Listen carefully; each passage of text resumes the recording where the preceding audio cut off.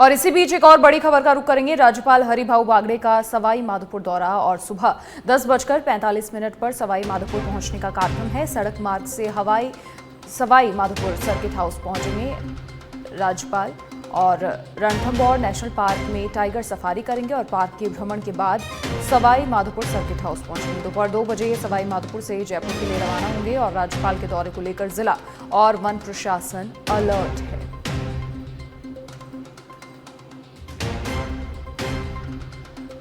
तो पार्क के भ्रमण के बाद सवाई माधोपुर सर्किट हाउस पहुंचेंगे राज्यपाल हरिभाऊ बागड़े और दोपहर 2 बजे सवाई माधोपुर से जयपुर के लिए रवाना होंगे। राज्यपाल के दौरे को लेकर जिला और वन प्रशासन अलर्ट मोड में है। राज्यपाल हरिभाऊ बागड़े का सवाई माधोपुर दौरा सुबह 10:45 पर सवाई माधोपुर पहुंचने का कार्यक्रम है उनका। और इसके बाद आपको बता दें कि वहां राज्यपाल के दौरे को लेकर जिला और वन प्रशासन अलर्ट है। रणथंभौर नेशनल पार्क में टाइगर सफारी करेंगे और पार्क के भ्रमण के बाद सवाई माधोपुर सर्किट हाउस पहुंचने का कार्यक्रम है और दोपहर 2 बजे सवाई माधोपुर से जयपुर के लिए रवाना होंगे। राज्यपाल के दौरे को लेकर जिला और वन प्रशासन अलर्ट मोड में है।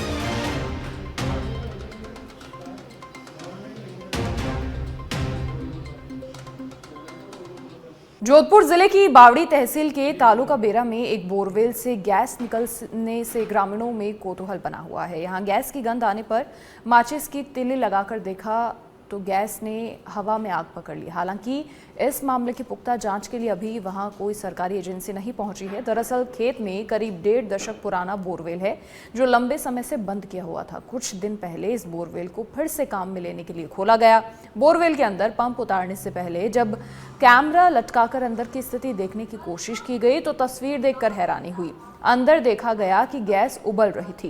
कैमरा बाहर निकाला तो अंदर से गैस की गंध बाहर आने लगी और इस बात की पुष्टि करने के लिए अंदर गैस है या फिर कुछ और, तो फिर माचिस की तिल्ली जलाई गई और गैस ने यहां आग पकड़ ली। ये देख वहां मौजूद सभी लोग हैरान रह गए।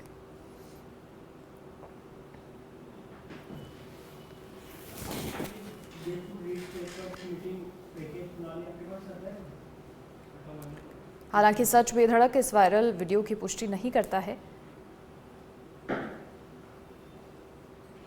15 साल पुराना ये बोरवेल बताया जा रहा है जिससे गैस निकल रही है। पहले अंदर कैमरा डाला गया तो दिखाई दिया कि गैस उबल रही है अंदर और फिर माचिस की तिल्ली जलाकर देखा गया तो गैस ने आग पकड़ ली। बावड़ी तहसील का ये वीडियो बताया जा रहा है। हालांकि सच बेधड़क इस वायरल वीडियो की पुष्टि नहीं करता है।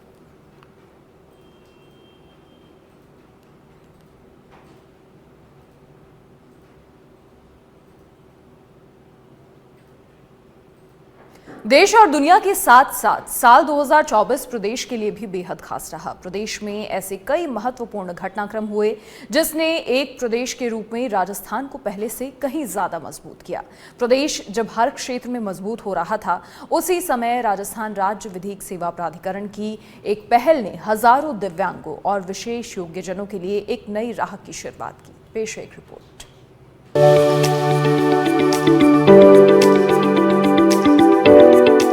दिव्यांग हुए तो क्या लाचार तो नहीं, शरीर से अक्षम हुए तो क्या आगे बढ़ने का अधिकार नहीं।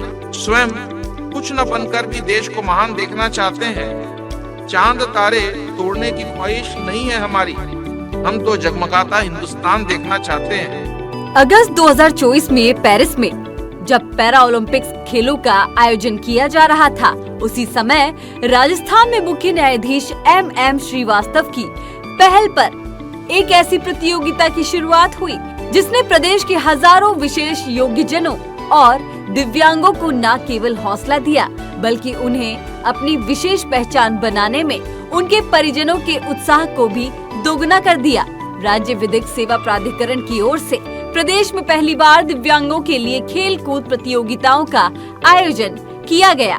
राजस्थान की न्यायपालिका ने दिव्यांगों को लेकर एक विशेष पहल के रूप में उड़ान खेलों के प्रति जागरूकता अभियान शुरू किया। दिव्यांग हुए तो क्या लाचार तो नहीं, दिव्यांग हुए तो क्या लाचार तो नहीं, शरीर से अक्षम हुए तो क्या आगे बढ़ने का अधिकार नहीं, शरीर से अक्षम हुए तो क्या आगे बढ़ने का अधिकार नहीं। स्वयं कुछ न बनकर भी देश को महान देखना चाहते हैं। चांद तारे तोड़ने की ख्वाहिश नहीं है हमारी, हम तो जगमगाता हिंदुस्तान देखना चाहते हैं, हम तो जगमगाता हिंदुस्तान देखना चाहते हैं। राजस्थान राज्य विधिक सेवा प्राधिकरण द्वारा आयोजित विशेष खेल प्रतियोगिता उड़ान का आगाज प्राधिकरण द्वारा जिला स्तर पर प्रतियोगिताएं संपन्न कर किया गया था। हर जिले से जो विजेता थे उनको हमने जयपुर बुलाया था। पहली बार प्रदेश में स्पेशल एबल्ड बच्चों के लिए कार्यक्रम आयोजित किया गया। विगत वर्षों में ऐसे कार्यक्रम हुए हैं लेकिन स्पेशल एबल्ड बच्चों के लिए नहीं हुए। तो हमने पूरे प्रदेश भर में हमारे डीएलएसए सेक्रेटरी से अनुरोध किया था कि आप डिस्ट्रिक्ट लेवल के ऊपर पहले प्रतियोगिताएं संपन्न कराएं। डिस्ट्रिक्ट लेवल के ऊपर करीब हमारा 700 बच्चों का इस तरह पार्टिसिपेशन रहा अलग अलग डिस्ट्रिक्ट के। उनमें से जो बच्चे विनर रहे वो संभाग स्तर पर उन्होंने जो है प्रतियोगिताओं में भाग लिया। संभाग स्तर पर अल्टीमेटली जितने बच्चे जो हैं विनिंग पोजीशन में रहे हैं वो करीब 125 बच्चे ऐसे हैं जो कि इंडिविजुअल और टीम में हैं। कुछ ऐसी टीम भी हैं जिसमें कि बहुत ज़्यादा पार्टिसिपेशन नहीं है, तो 10-15 बच्चे इस प्रकार से भी सम्मिलित हैं इसके अंदर। तो कुल मिला के 150 बच्चे राज्य स्तर तक पहुँचे हैं और इनमें बहुत से बच्चे इतने टैलेंटेड हैं कि चेस के अंदर, कैरम के अंदर किसी भी साधारण प्रज्ञा के बच्चे को जो है वो डिफीट कर रहे हैं। तो ये हमारी एक विशेष उपलब्धि होगी। इन बच्चों को अगर हम इसी तरह प्रोत्साहित कर आगे प्रदेश और फिर राष्ट्रीय स्तर पर ले जाएं। प्रदेश के सभी जिलों में इन प्रतियोगिताओं के बाद संभाग स्तर पर प्रतियोगिताएं आयोजित हुई। जिला एवं संभागवार प्रतियोगिताओं के विजेता 225 खिलाड़ियों ने राजधानी जयपुर में आयोजित हुई राज्य स्तरीय प्रतियोगिता में भाग लिया। जयपुर के एसएमएस स्टेडियम में आयोजित हुई प्रतियोगिताओं में दिव्यांगों के हुनर और उत्साह ने प्रदेश में दिव्यांगों के लिए एक नई उम्मीद पैदा की है। मुख्य न्यायाधीश MM श्रीवास्तव इन प्रयासों को दिव्यांग जनों के अधिकारों को आगे बढ़ाने और उनमें विश्वास पैदा करने वाला बताते हैं। इन सारे दिव्यांग बालक बालिकाओं के प्रति समाज की संवेदनशीलता बहुत ही आवश्यक है। अगर उनको ये मानकर छोड़ दिया जाए कि वो ये नहीं कर सकते, वो नहीं कर सकते, तो होगा ये कि धीरे धीरे वो समाज से कटते चले जाएंगे। अगर उनको दूसरों के समान अवसर न मिले और अवसरों की समानता अगर सिर्फ इसलिए उससे वंचित हो जाए क्योंकि वो किसी कारणों से दिव्यांगजन है, तो ये तो न सिर्फ उनके संवैधानिक अधिकारों का हनन होगा, उनके विधिक अधिकारों का हनन होगा, बल्कि मानवता भी इससे शर्मसार हो जाएगी। तो आज का हमारा आयोजन जो है वो आयोजन उनके मानवीय मूल्यों को संरक्षित करने के लिए है, हमारे संवैधानिक मूल्यों को संरक्षित करने के लिए है, दिव्यांग जनों के संवैधानिक और वैधानिक अधिकारों को आगे बढ़ाकर उनमें विश्वास और उत्साह का संचार करने के लिए, और साथ ही हमारे पूरे समाज में, चाहे वो न्यायपालिका हो, चाहे विधिक सेवा संस्था हो, चाहे वो और कोई समाज के लोग हों, उन सभी में एक संवेदनशीलता जागृत करने का यह प्रयास किया गया है, जो बहुत ही अभिनव है और बहुत ही अनुकरणीय है। रालसा की ओर से आयोजित हुई इस प्रतियोगिता से देश भर से आए दिव्यांग बच्चों के साथ उनके परिजनों के लिए भी एक नया अनुभव रहा। बीकानेर का हैप्पी सिंह हो या फिर अलवर की सुरभि, इन बच्चों ने अपनी कमियों को ताकत बनाना सीख लिया है। आँखों से ना दिखाई देता हो या फिर चलना फिरना भी मुश्किल हो, इसके बावजूद इन बच्चों ने खेलों में अपना बेहतरीन प्रदर्शन कर सभी को चौंका दिया। इन बच्चों के चेहरे पर आई खुशी का कारण इस बार रालसा और इनकी पूरी टीम रही। Executive chairman justice Pankaj Bhandari कहते हैं, कि इसकी प्रेरणा भी उन्हें अपनी बेटी से मिली है, जो खुद एक दिव्यांग है। इसीलिए उन्हें इन बच्चों की खुशी में पूरे देश का हौसला नजर आता है। प्रेरणा माने तो मेरी खुद की बेटी विशेष है। उसको देख के मुझे लगा कि बच्चों को, इस तरह के बच्चों को पालना कितना एक कठिन काम होता है, और ऐसे बच्चों को आगे लाने के लिए सभी को, पूरे समाज को और हर संस्था को आगे आना चाहिए। मैंने मेरी बच्ची को भी स्पेशल गेम्स में राजस्थान के स्टेट लेवल पे पार्टिसिपेट कराया था, तो उनमें एक बड़ा उत्साह होता है, उनको बड़ी खुशी मिलती है जब वो जीतते हैं। तो वो खुशी जो उनके चेहरे पे होती है वो हमें बहुत बल देती है। ऐसे बच्चों के जो अभिभावक हैं उनको बहुत बल मिलता है। मैं चाहता था कि पूरे राज्य में इस तरह के बच्चों को हम आगे लाएं, जिससे कि वो पैरालंपिक्स तक पहुँचें और हमारा राजस्थान का और पूरे देश का नाम करें। बच्चा 18 साल का हो गया और डॉक्टरों का कहने का मुताबिक ये है भी जो बच्चा पैदा होते रोता नहीं है, उसकी वजह से ये दिक्कतें आती हैं, और इसको वो बोलते हैं सेरेपोलिसिव। शतरंज से ये मोबाइल चलाता है, जैसे गेम खेलता रहता है कभी कुछ भी, उसमें इसने शतरंज खेलनी शुरू कर दी आज से 1.5 साल पहले। तो इसके मन में हो गया मैं शतरंज खेलूँगा। तो पीछे जैसे मैच थे उनमें इसने बोला मैं फार्म भरवाओ, मैं आगे जाऊँगा। तो हमने इसको फार्म भरवा दिया, शौक हो गया इसको खेलने। ये क्या उनको पकड़ पाता है, जो शतरंज के जो पेट्स होते हैं उनको? हाँ सर, अच्छी तरह पकड़ पाता है। पीछे इसने जैसे 19 वर्षीय में गया था, ये सामान्य बच्चों को मैच थे उसमें खेलने के लिए, तो उसमें इसका सेकंड स्थान था। अभी ऐसे बच्चों के साथ खेलने के लिए यहाँ आया है। ये वैसे तो ज़्यादा सेंस से ही समझाता है, बोल नहीं पाता, बहुत कम बोल पाता है, और उसी से समझते हैं हम इसकी बातें। और बहुत अच्छा लग रहा है भाई, ये जो आज इस जगह पहुँचा है, जिस बच्चे की हमें उम्मीद ही नहीं थी, वो भी इस जगह आया, हमें बहुत खुशी हो रही है। राजस्थान विधिक सेवा प्राधिकरण द्वारा प्रदेश में की गई इस पहल वर्ष 2024 का सबसे बेहतरीन सकारात्मक प्रयास कहा जाए तो उचित होगा। तो आने वाले समय में दिव्यांगों के लिए एक नया प्लेटफॉर्म तैयार करेगा।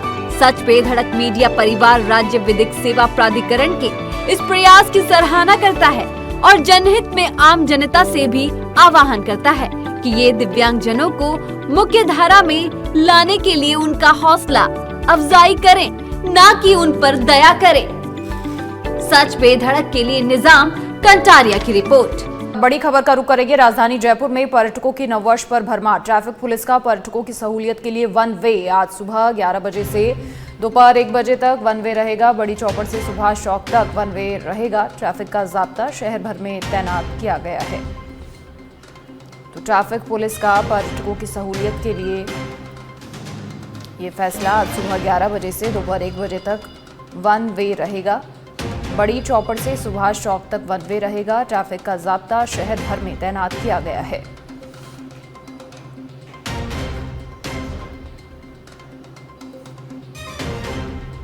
क्योंकि नववर्ष है तो ऐसे में पर्यटकों की भरमार है और पर्यटकों की सहूलियत के लिहाज से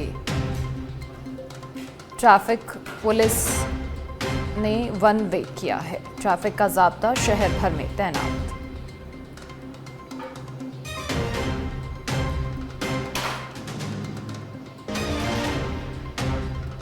की बावड़ी तहसील के तालुका बेरा में एक बोरवेल से गैस निकलने से ग्रामीणों में कौतूहल बना हुआ है। यहां गैस की गंध आने पर माचिस की तिल्ली लगाकर देखा तो गैस ने हवा में आग पकड़ ली। हालांकि इस मामले की पुख्ता जांच के लिए अभी वहां कोई सरकारी एजेंसी नहीं पहुंची है। दरअसल खेत में करीब 1.5 दशक पुराना बोरवेल है जो लंबे समय से बंद किया हुआ था। कुछ दिन पहले इस बोरवेल को फिर से काम में लेने के लिए खोला गया। बोरवेल के अंदर पंप उतारने से पहले जब कैमरा लटकाकर अंदर की स्थिति देखने की कोशिश की गई तो तस्वीर देखकर हैरानी हुई। अंदर देखा गया कि गैस उबल रही थी। कैमरा बाहर निकाला तो अंदर से गैस की गंध बाहर आने लगी और इस बात की पुष्टि करने के लिए अंदर गैस है या फिर कुछ और, तो फिर माचिस की तिल्ली जलाई गई और गैस ने यहां आग पकड़ ली। ये देख वहां मौजूद सभी लोग हैरान रह गए।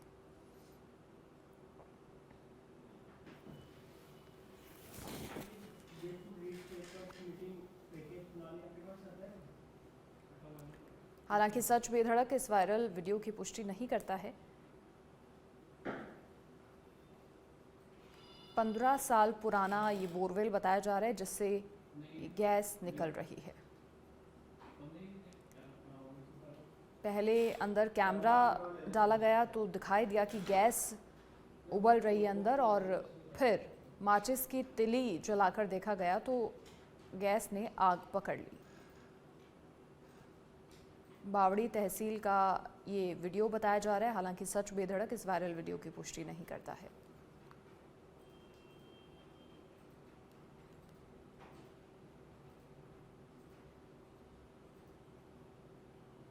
अब सिरोही के माउंट आबू से खबर है, जहां शीतलहर का प्रकोप आज भी जारी है। आज तीसरे दिन भी तापमापी का पारा जमाव बिंदु से नीचे, और साल 2024 के अंतिम दिन कड़ाके की सर्दी का सतम देखने को मिल रहा है। 2025 के स्वागत के लिए पर्यटक माउंट आबू लगातार पहुंच रहे हैं। कड़ाके की सर्दी के बीच नववर्ष के स्वागत के लिए सैलानी उत्सुक हैं। जगह जगह अलाव जलाकर तपते हुए दिखाई दे रहे हैं लोग। पर्यटन स्थलों पर सैलानियों का हुजूम दिखाई दे रहा है। 31 दिसंबर को माउंट आबू में नो रूम की स्थिति। पर्यटन व्यवसाय से जुड़े होटल, रेस्टोरेंट और अन्य व्यवसाय करने वालों के चेहरे पर खुशी की झलक दिखाई दे रही है।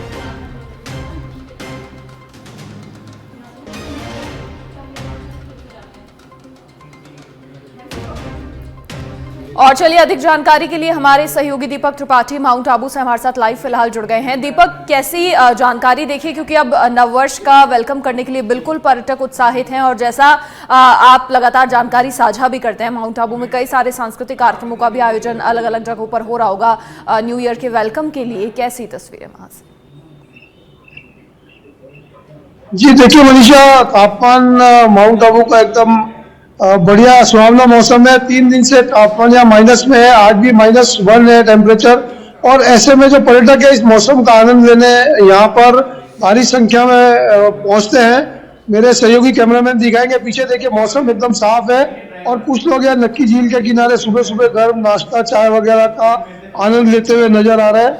और जैसे गाड़ियों की पार्किंग से अंदाजा लगाया जा सकता है कि पर्यटक काफी संख्या में यहाँ पर पहुंचे हैं, लेकिन मौसम क्योंकि काफी सर्द है इसलिए कहा जा सकता है कि यात्री पर्यटक जो है वो अभी तक अपने होटलों से निकले नहीं है और गर्म कपड़ों में दुबके हुए नजर आ रहे हैं। कुछ यात्री हमारे साथ है, कुछ पर्यटक है, इनसे बात करते हैं कैसे एंजॉय करेंगे, कैसा मौसम है। मैडम, कहाँ से आए आप? हाँ, वी आर फ्रॉम जोधपुर। तो कैसे देखते हैं जोधपुर और माउंट आबू को? Mount Abu is hill station of Rajasthan, one of the station of Rajasthan. देखिए जोधपुर में भी पर्यटक काफी संख्या में पहुंच रहे हैं। ऐसे में आप वहां से यहाँ आए, तो जोधपुर का जो डेस्टिनेशन है उसको और माउंट आबू को कैसे देखते हैं? जोधपुर जो माउंट आबू हिल्स पे है, तो उसका थोड़ा सा अलग एनवायरनमेंट को मतलब एंजॉय करने आए हैं। और जो Jodhpur historical place is like Umed palace और फोर्ट, और वहाँ का लेवल वो है। यहाँ पर हिल्स को एंजॉय करना है हम लोग। देखिए आज साल का अंतिम दिन है, तो कैसे क्या प्लान है, कैसे एंजॉय करेंगे, आपसे जानना चाहेंगे आपका क्या प्लान रहेगा आज के लिए? हम लोग माउंट आबू में अपना आज पूरा दिन एंजॉय, कल भी हम आ गए थे, कल पूरा दिन एंजॉय किया था, और आज भी हम इस सुंदर वादियों में रहना चाहेंगे और रात को यहीं पर फैमिली के साथ एंजॉय करेंगे। तो देखिए ये पर्यटक यहाँ फैमिली के साथ एंजॉय करेंगे जी। इसी में आगे मैं आपको बताना चाहूंगा कि जो यहाँ पर 29, 30, 31 में सांस्कृतिक कार्यक्रम होते हैं प्रशासन की तरफ से, वो अपरिहार्य कारणों से मनमोहन सिंह जी के देहावसान की वजह से राष्ट्रीय शोक होने से नहीं हो रहे हैं, और वरना उनका एक अलग ही छवि होती है। देश के जाने माने कलाकार यहाँ उसमें शिरकत करते हैं, लेकिन फिर भी जो बड़े होटल्स है या जो कैंप साइट्स वगैरह है वहाँ पर पारंपरिक संगीत, नृत्य, ये सब और कैंप फायर वगैरह की सुविधा के साथ में पार्टियों का इंतजाम होटल वाले करते हैं, तो पर्यटक उसका भरपूर आनंद लेते हैं। और सुबह शाम में यहाँ जो खान पान का है वो भी अलग रहता है, जैसे सुबह में बढ़िया गर्म नाश्ता, समोसा, पोहा वगैरह मिलता है, वैसे ही राजस्थान हल्दी की सब्जी के लिए और माउंट आबू अपनी रबड़ी के लिए फेमस है, जिसका आनंद लेने के लिए पर्यटक देश के अलग अलग हिस्सों से यहाँ पर आते हैं। जी देखिए, झीलों की नगरी कहा जाता है माउंट आबू, और नक्की लेक पर बोटिंग करने के लिए भी पर्यटक आते होंगे। अगर समय की बात करें, क्योंकि सुबह अभी बहुत ठंड होने की वजह से दिनचर्या लेट ही शुरू होती होगी लोगों की, पर्यटकों की।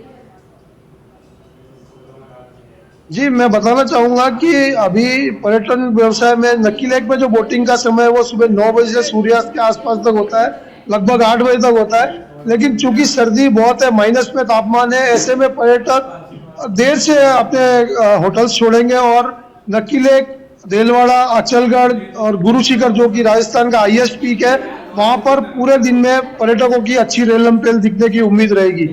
और शाम को तो 31 का जो लोगों का एंजॉय करने का तरीका है, खान पान, तो लोग बाग गर्म पेय पदार्थ, गर्म नाश्ता वगैरह जो है उनका अच्छे से आनंद लेते हुए रेस्टोरेंट्स में गर्म भोजन का आनंद लेते हुए नजर आएंगे। जी चलिए, बहुत शुक्रिया दीपक, तमाम जानकारी साझा करने के लिए और तस्वीरें दिखाने के लिए आपका। तो शीतलहर का प्रकोप लगातार जारी है, लेकिन अब न्यू ईयर के वेलकम के लिए पर्यटक रेडी हैं, लोग रेडी हैं।